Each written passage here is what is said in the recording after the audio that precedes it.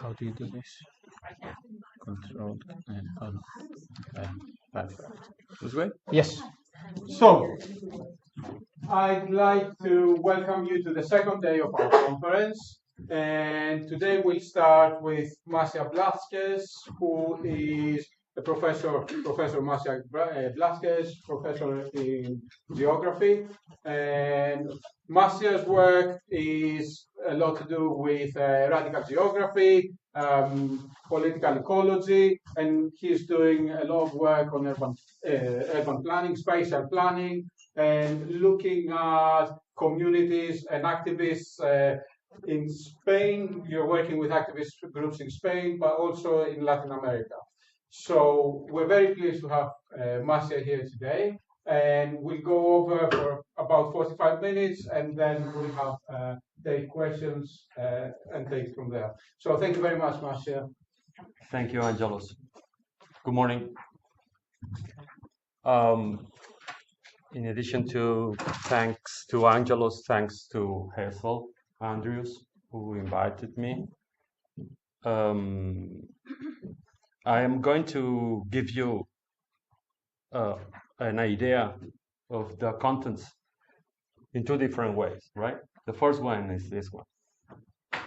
And it has to do with the fact that at my age, I am now enjoying caring my nephews and niece, and I like, well, they asked me to explain them the stories, and the way you have to do it is identifying the roles, and this is why I am using this first part to introduce you let's say the stakeholders, and this is another way to explain it, to make a tribute to Hazel and to the anthropologists and all those who study the societies in these terms. Excuse me if I make a mistake. This is just only a way to make a joke to begin, right? ruling class, those who have the power. This is a very critical, perhaps, approach to the political class, to the corporate class, even I should say to the mafia, because I have grown in an island, in the Mediterranean island, right? Afterwards, I will talk about tourists, and lastly, the local community. And to introduce the roles, I'm using only 3 pictures, right? An Italian role in a movie, but you will see how I link it. I link the role of this godfather to those who are ruling the social production of a space in a place such as Majorca, and you can apply it to other places. To introduce you the role of the tourist, I am using Paco Martinez Soria, who was an actor in Spain. That was the main role of this film. You have the opportunity to watch this film. It's a film about tourism. Those who are from Spain are smiling, because it's a good explanation of the tourist boom in the 60s, the 30 glorious. This means for us, even despite we were in the Franquist, in the dictatorship, it was the way in which our society was changing, right? And to introduce you the resident people, I am proud to introduce you to my grandparents. They were helping my parents to take care of me and my brother. They were farmers. I was grown in a farm, perhaps too close to the main city of Majorca, Palma, because now it's already developed.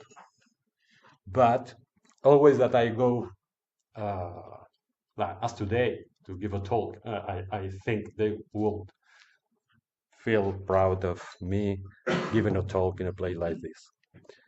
And now going to explain it in a more serious way, These main roles are related with processes, this social production of a mass tourism destination, and then talking about the tourist. We are trying to analyze the ways in which the model is changing in terms of tourist justification, how there is an expulsion, there is a process of pushing away low-income tourists. Perhaps even we have the hypothesis of that in the case of Majorca at least, we are approaching to the end of the cheap tourism. And lastly, I will introduce you 5 elements to analyze the essential needs of the local community and how perhaps they are being threatened. Because in my collaboration with Hazel, when she's studying Majorca, she's bringing me or us coming to Majorca to give a speech as well last year, the approach of the tourist. And I thought perhaps I can bring the approach of the residents, right? I am a native Majorcan.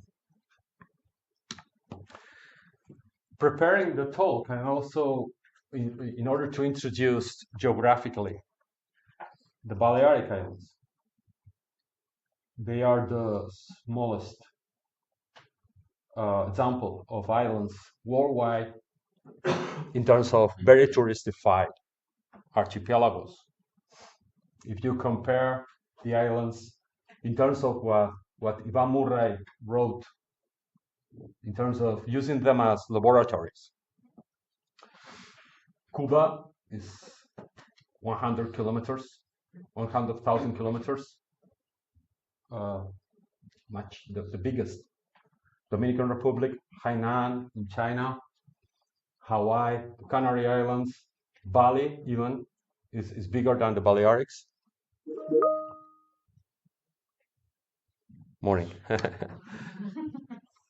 And these are just few data to show you the amount of tourists who arrived to the Balearics. Last year, it was a record, the maximum number in history, and comparing it with the million inhabitants and establishing a ratio in comparison with these other islands, you see how the Balearics have the highest. This first semester, 3 months this year, we had 25% more tourists than last year. Therefore, the expectation is that this year we are going to have perhaps around 20 million tourists coming to the Balearics. They are mostly from Germany, from the UK, and from mainland Spain.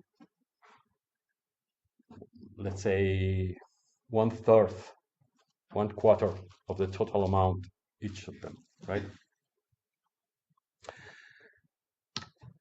And this is another characteristic of our destination, seasonality. Because we can account the people who is coming, arriving, and leaving the islands. We have done it since the 90s, which is the beginning of the graph. You can see the seasonality.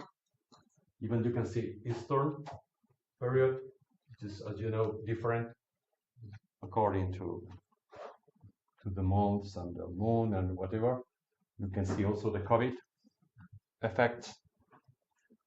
And as you can see here, first year we had more than 2 million people at the peak, summertime, at the beginning, the second week, the first week of August originally.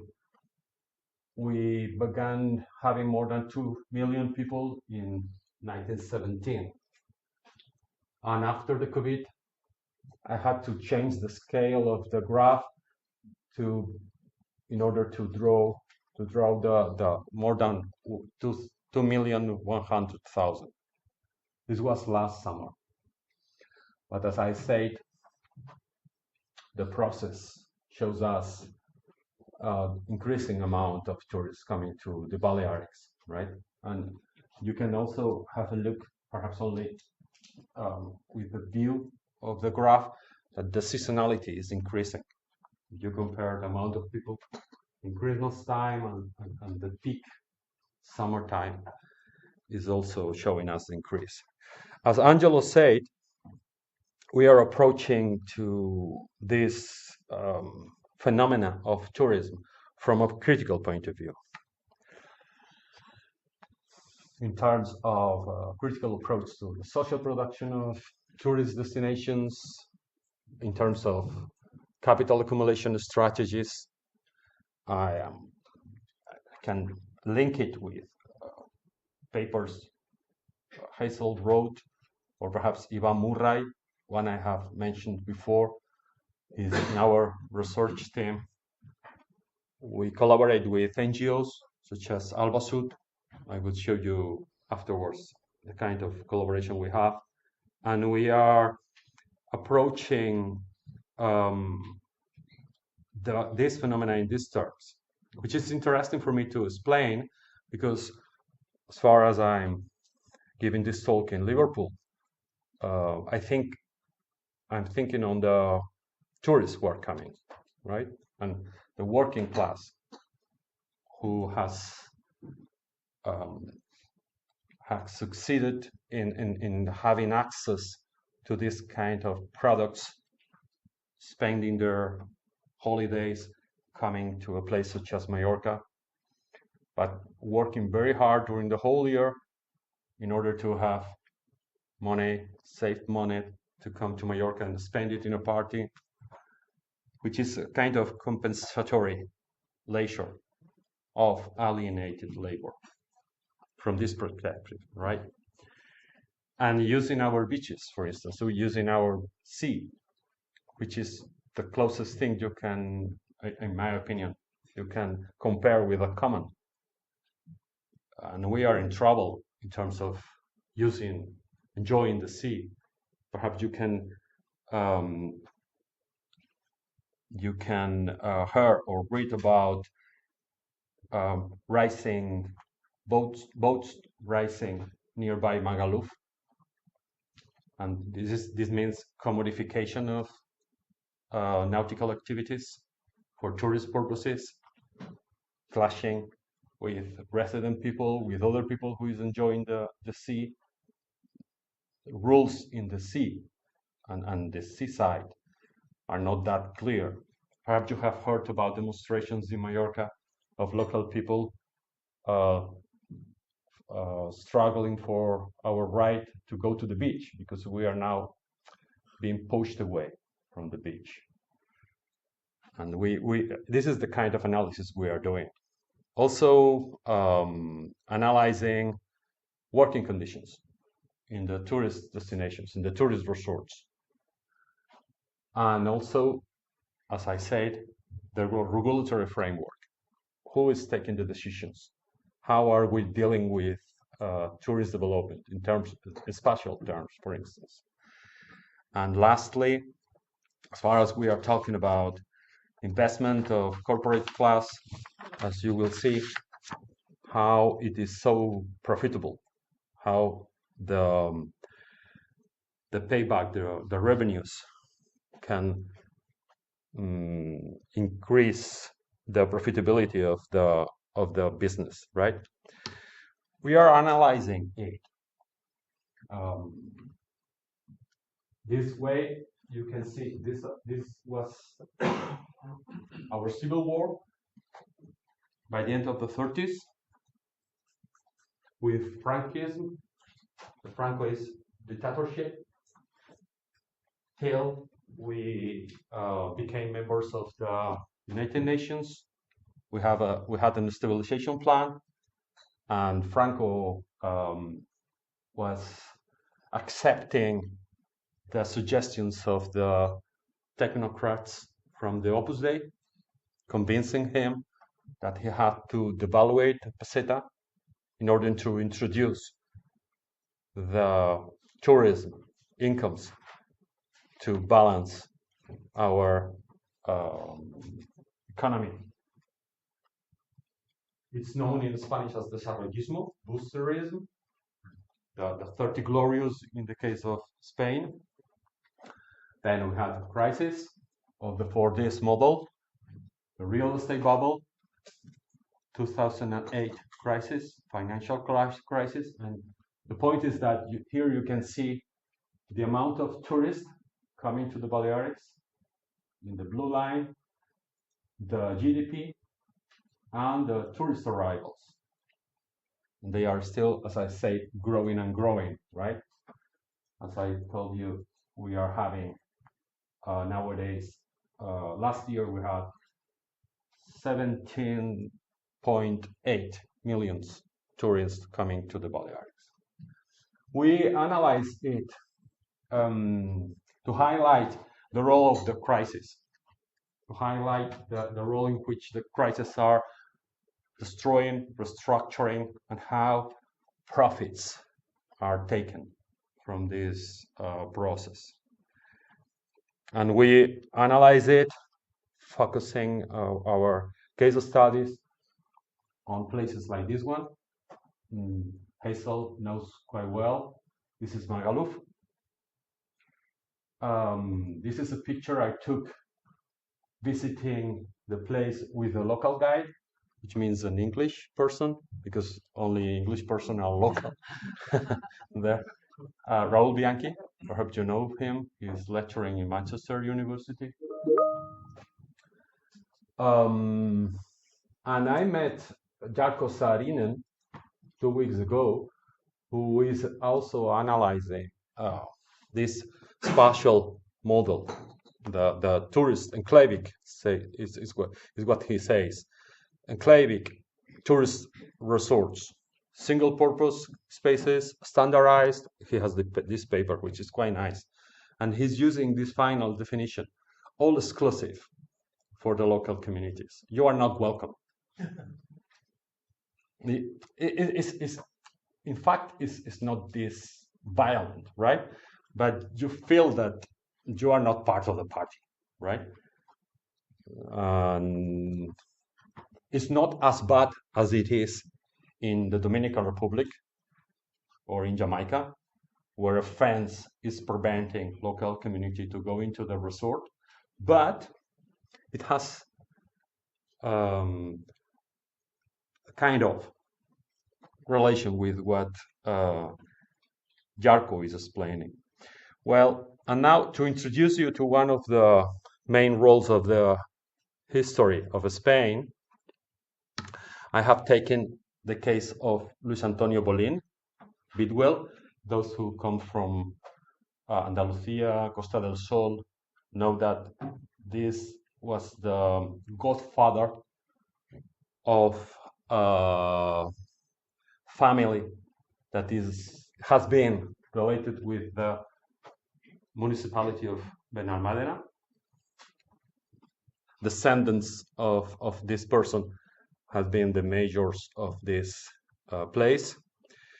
But in the case of Luis Antonio, he was helping Franco to his coup d'etat as an intermediate with Joan Marc, who is a businessman from Majorca. He has a very important bank. The family Marc still has a very important bank in Spain. In fact, this banker was lending money to Franco to give to attack our republic. Bolín was, as you can see, ideologist of the Spain's touristification. He has this relation with the Francoist regime as a Director General of Tourism. And as an example, I will show you a map of what they call the war routes. Right during the war, because our war began 1936 and finished 1939. This is a map of the routes they were promoting. We had a summer school, and we were talking about why do they call it tourism if it is not? This is what I would never call tourism. This is more propaganda of a fascist regime during the war to show the victories in battles to those giving them support from Italy, Mussolini regime, or from Germany, Hitler regime. In fact, after the war, Franco was part of this defeated part, right? And this is why perhaps he was waiting till Eisenhower came to Spain to visit our country after taking pictures through an area photography process in 1956. This is the first collection of area photography we have.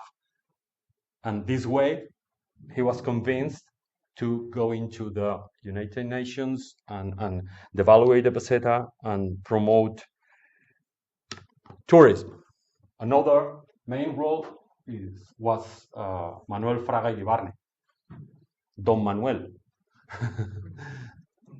This was also a godfather of tourism. He was Minister of Tourism and Information, which means controlling mass media, journalists, boosting what we call grave grabbing,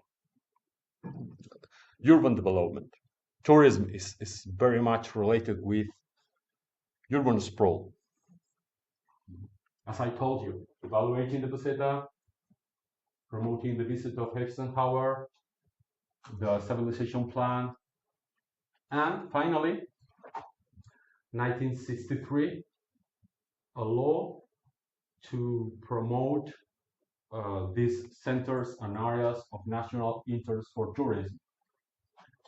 It's important to explain it in terms of spatial planning because few years before, in 1956, we had the first Land Use Act in Spain, Ley del Suelo.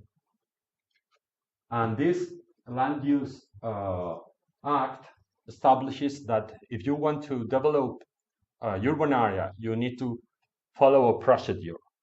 You need to have the acceptance, the collaboration of the local authorities, right? What Manuel Fraga Iribarne did was establishing a different rule for the development of tourist destinations. No need to have agreement of the local authorities. No need to have a process of previous development of infrastructure. You can make it quicker, right? This is the kind of rule of those who have the power, which is common even nowadays. And this is what I wanted to explain you in this first part of the talk, talking about the ruling class. This is a map published in Investigaciones Geográficas, explaining you with the distribution of these centros o zonas de interés turístico nacional from the law, the act of Manuel Fraga in 1963. As you can see, many of them are in the Balearic Islands, Canary Islands, Andalusia, also inland Spain, Catalonia. I'm going to show you the example of one of them, which is located here, northeast of Majorca. This was the map of the urban development. It's a sand dune system, in fact. All these areas are sand dune system. You see the bungalows, the streets, the golf course, the marina.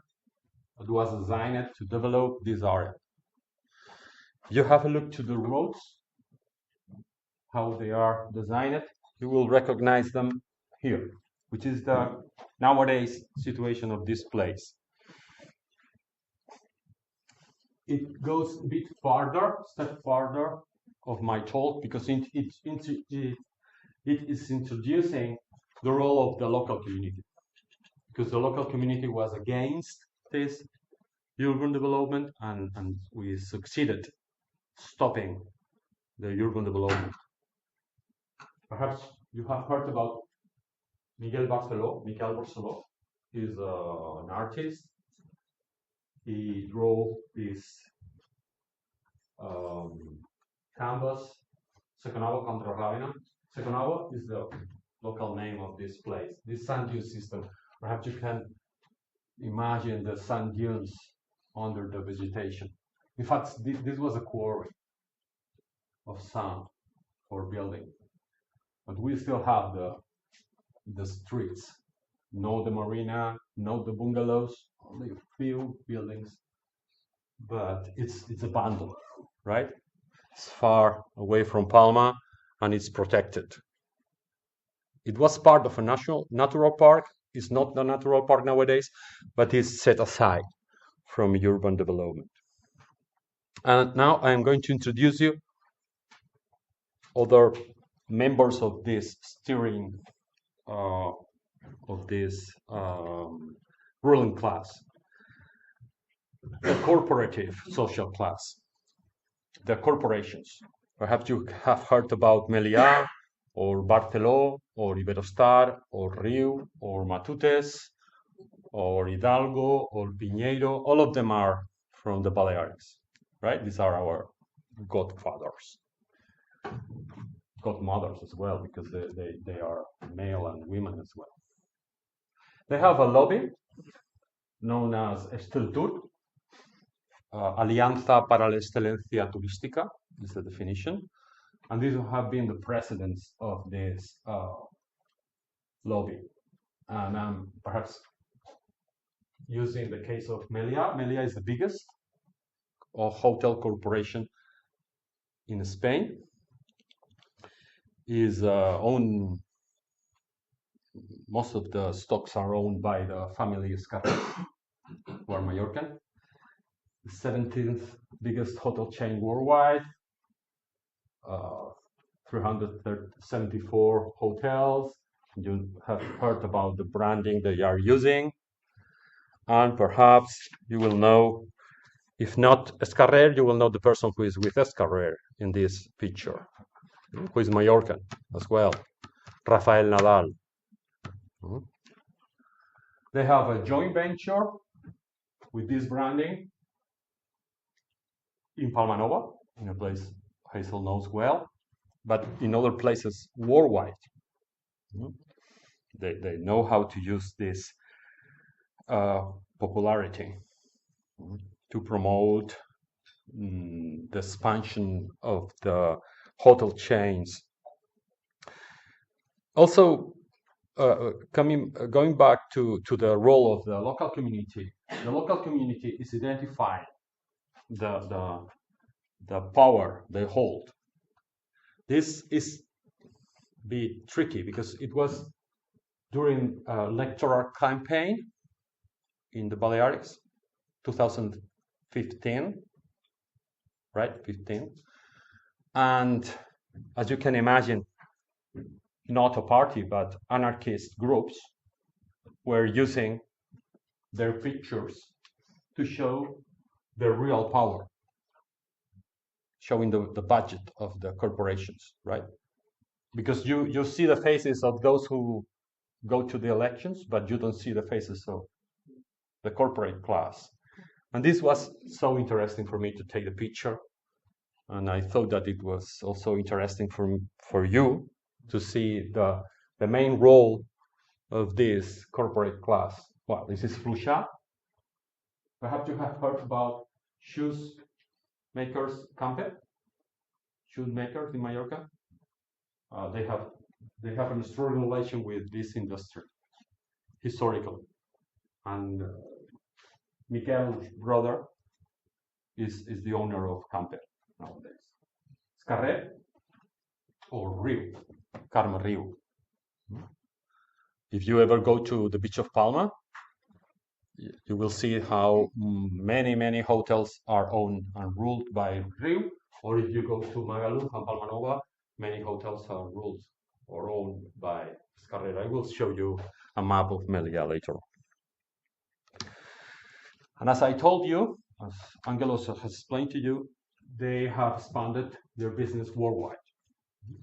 This is the front page of a book devoted to light, to explain,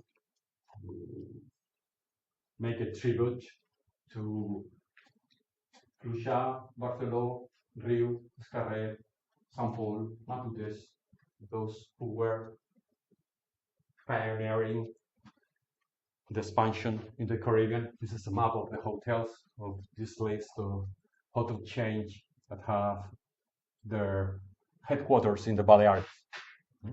We publish it. This map is published in the paper we wrote. This book was paid by the public administration, and the book is explaining that they are visionaries. They are, how do you say it? Envisioning the expansion, right? Here you have a list. You can find this data, the first 10, and then where our hotel chains are located in the ranking, right? The amount of beds they have. Melilla, owned by Escarrer, Barceló, family Barceló, still related strongly with Opus Dei, Rio, Iberostar, owned by Fluxà family. We also made this kind of graphs showing the distribution of their tourist beds, Mexico, Dominican Republic, Cuba, but also cities in the north, the industrialized countries, right? The center of the world economy, such as United States, Italy, Germany. Here you can see how they have presence, for instance, in the case of Cuba, Melilla, Iberostar, Barceló, in relation with the dictatorship in Cuba, for instance.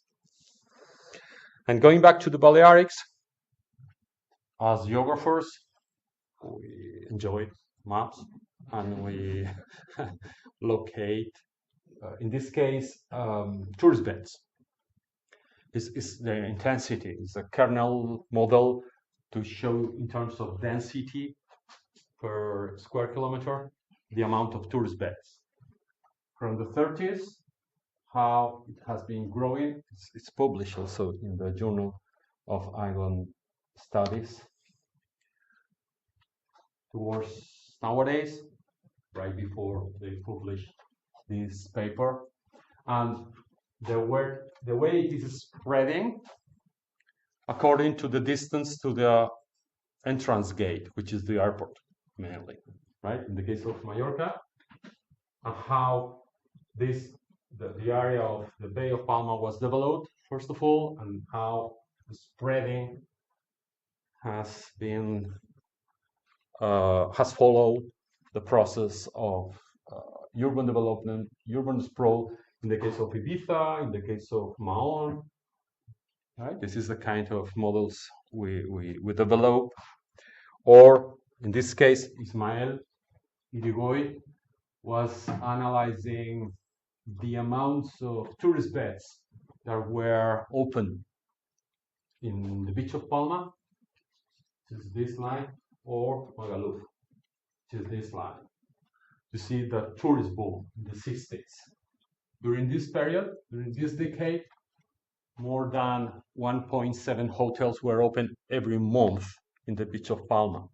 It was sprawl and explosion. We call it the boom, to show you how it was produced, these enclaves, how they were created by this ruling class, following with the first part of my talk. Nowadays, they still rule the restructuring of these enclaves. This is the case of Magaluf. And these are the hotels owned by, well, formerly owned. Nowadays, they are owned by hedge funds, real estate investment trusts, Evertas from the Netherlands, mainly. They have even tried to change the name of the place because Magaluf, is known by misbehaving, they say, right? And they have tried to call it Calvia Beach. And they have invested in their ownerships, in their buildings, improving, upgrading the part that belongs to them, the plot they have. The point is that you can demolish Jamaica Hotel and nowadays have the Momentum Plaza resort, but you also need to have investment in the promenade, in the beach, in order to change the model. And this is why they are asking the public administration to invest in these places, which is something else we are analyzing. But going only to analyze what is the investment of these hotel chains, hotel owners, in fact, in their built environment. In the case of Majorca, we have published these maps. This is a study of the, it's in Spanish, Investigaciones Turísticas. It's not published in English, but I'm sure it will be easy for you to read it or to translate it in case you need to have a look to it. This is a map showing you the results of this investment in the upgrading of hotels. This is being analyzed in terms of stars, of quality, and in relation with the amount of beds. It's a ratio, and it's a map showing you the density. How Magaluf, here, the hotels in Magaluf are being restructured. Instead of having a price of 40 euros, they have a price of 400 euros minimum. This is, as you can imagine, pushing away low-income customers. The case of the beach of Palma, or Campi Cafard, Cala Rajada, Calodà, or the old district, the historical center of Palma, as you can see in the map. Sóller, the north of the island. This is showing you the result, and the origin, the investment, is shown in this map. This is the amount of money. According to the bureaucracy, we have had access to the procedure, to the license, to make the modernization, to apply for a license to develop the modernization of the hotels. As the mean, we have an investment of 100 million euros per year during this period, since the end, since the regrowth after the crisis, financial crisis, to the moment we developed this analysis. And you can see here, this is known as Ballermann, the beach of Palma. Perhaps you have heard about Schinkenstraße. I'm guiding a tour next Saturday with a group of students from the Netherlands, with a German colleague, Nora Müller, here, in case you want to come.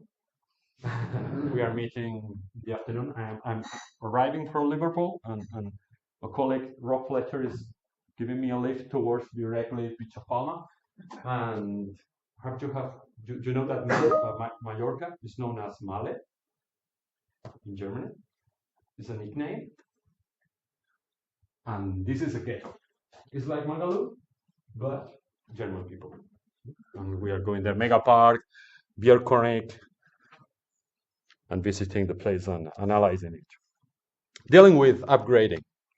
This is a graph showing you revenue per available room, something economists know well. It's also published in the paper I have shown you. The average in Spain is the red line, and the average in Majorca is the black line, since from the 2008 and before the COVID crisis. And what we are showing is that the difference in between both at the peak has increased a lot, as you can see, right? This is only the average, because I'm lucky, family affairs. My sister is working for a Grand Deluxe hotels, and she has shown me the data of hotels, and instead of having a price of 120 per night, they have a price of 2,000 per night. And this is the process. Oh, how much? Woo. Sorry. You're right. You can go. This is only an example, right? These are the enclavic tourist spaces. Mature, Beach of Palma, Magaluf, among others. Something I want to show you. In these enclavic places, in these enclavic tourist resorts, we are having mass tourism, as you can imagine, as I have explained to you. And now the process is forbidding, banning, fining, balconing, hourly room rentals, drinking on the street, happy hours, party boats. These are decreased from 2020, and the last one was enacted recently. And I want you to establish a comparison, if you allow it to me, with what happened after the disaster of Hillbrook, when the prices to go to football match increased 600%, criminalizing in order to exclude the working class from going to watch football matches, standing up, for instance, right? This is perhaps something I thought can be interesting to establish a link between Liverpool or the UK and what is happening in this process of upgrading in relation with what happens to the tourists in the Balearics. There is a gentrification, a tourist gentrification. It's not only pushing away the local community, but it's also pushing away low-income tourists, right? Due to the fact that it's becoming popular to invest in second residence, to commute in terms of, I call the golden cage, only for rich people, only for those who can make an investment in real estate business, using Brundtland as usual, as Michael Hall says, sustainable, circular, regenerative. It doesn't matter. It's a way of perhaps selling it. I'm using also the reference to Jose Manuel Naredo to call your attention to know Spanish academics. He's an economist, and he is explaining this relation between center and periphery. And perhaps the interesting thing in terms of scale is that we are the periphery of the UK or Germany, but we are the center of South America, you can see, or Caribbean, or this is an example of not only grade grabbing, but also green grabbing. Because the more valuable places are protected, but only for the enjoyment of those who can invest, who can own houses like this one, which is just in front of a national park. This is the red point in the map with the bathroom. You can have the bath watching the national park, a gym, or a bed. Just to show you an example of a stream. It's also happening in the center of the city of Palma, the historical center. These are the amount of boutique hotels in the historical center, right? Which has increased. We made this map and we were analyzing it.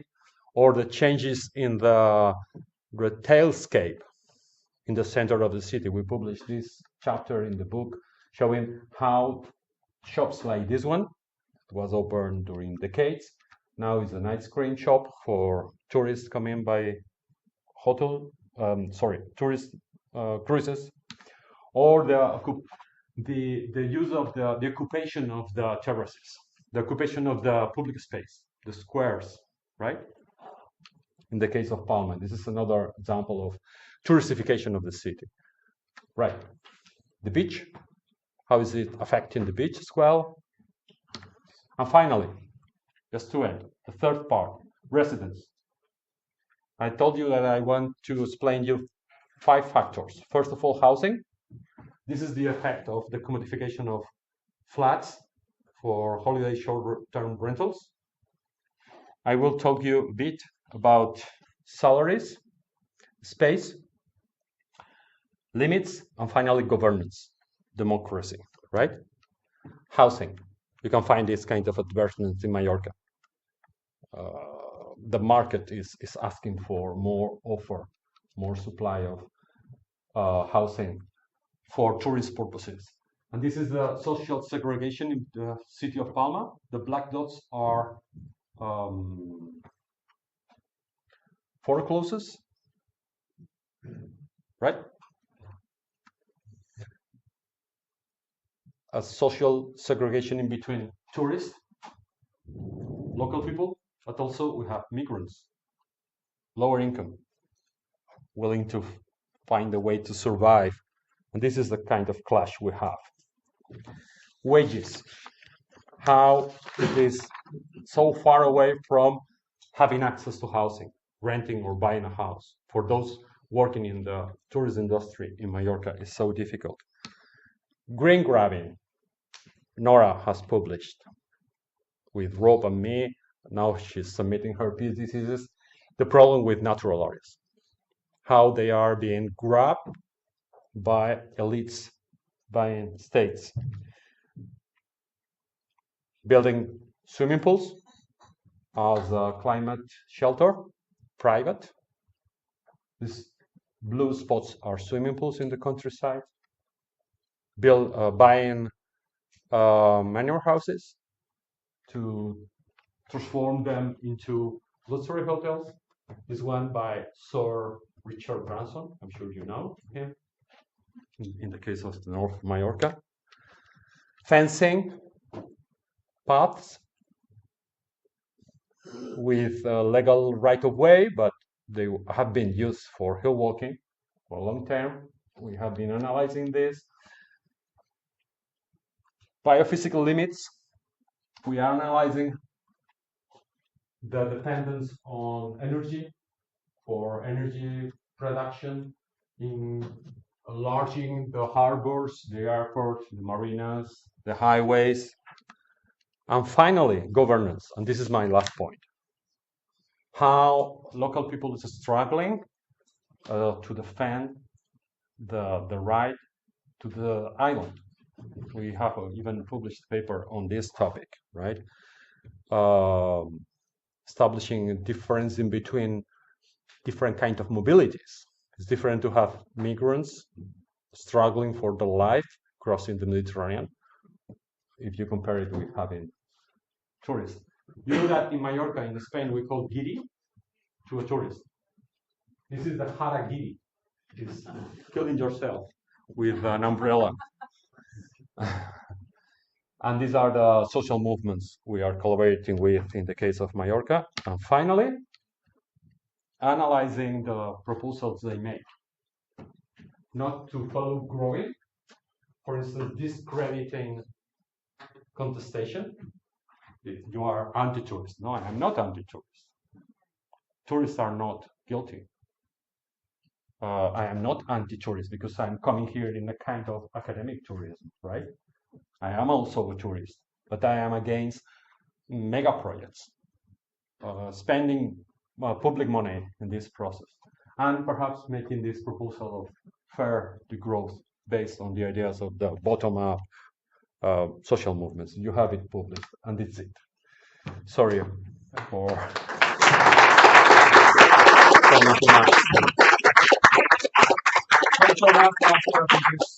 Angelos, thank you. Exciting and stimulating presentation. We will take questions if anyone has any. No, any second. 10 minutes. It's just wonderful to get all of this as a tourist to Majorca. But what I'm interested